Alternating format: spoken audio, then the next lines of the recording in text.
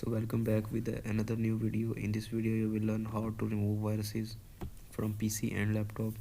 So to begin this video we will follow the 5 steps, and with the first step we have seen we will use this clean mgr command.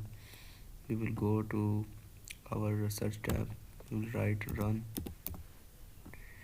I will simply open it.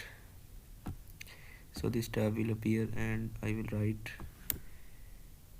clean mgr and then I will click OK. Then I will select this local disk in which mostly data is stored. Then I will click OK. So I will just click this one OK.